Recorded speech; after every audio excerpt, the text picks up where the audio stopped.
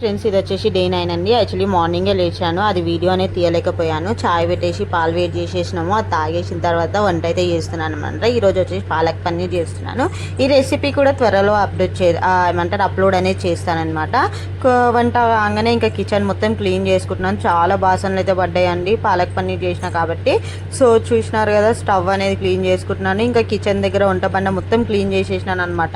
ఇలా ఉంటే పిచ్చి పిచ్చి అవుతుంది కదా అది అంటుకుంటుంటే, సో అలా అని చెప్పేసి బాసన తోమేసి మళ్ళీ ఒకసారి పొయ్యిని మొత్తం నార్మల్ బట్ట పెట్టి తూడ్చేసి స్టాండ్స్ అయితే పెట్టేసినాను. చూసారా, కిచెన్ అనేది నీట్ అయిపోయింది. అప్పుడే వెళ్ళేసి వచ్చి ఇంకా స్నానం అనేది చేసేసుకున్నాను. ఇంకా ఈరోజు వచ్చేసి ఫ్రైడే కాబట్టి కడపలు అయితే బూదిస్తున్నాను నేను. కడపలు అయితే బూదిచ్చేసిన తర్వాత తులసి చెట్టు దగ్గర దీపం పెడదామని చెప్పి అంటే నూనె అవన్నీ పోసుకొని తులసి చెట్టు దగ్గర అయితే దీపం పెట్టేస్తున్నాను.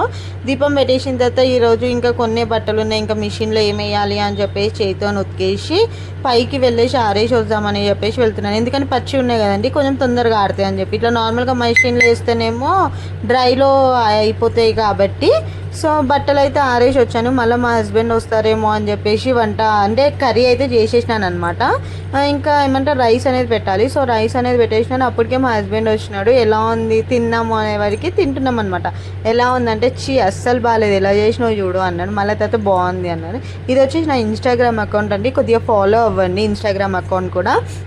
Thank you for watching. Please do like, share and subscribe to my channel.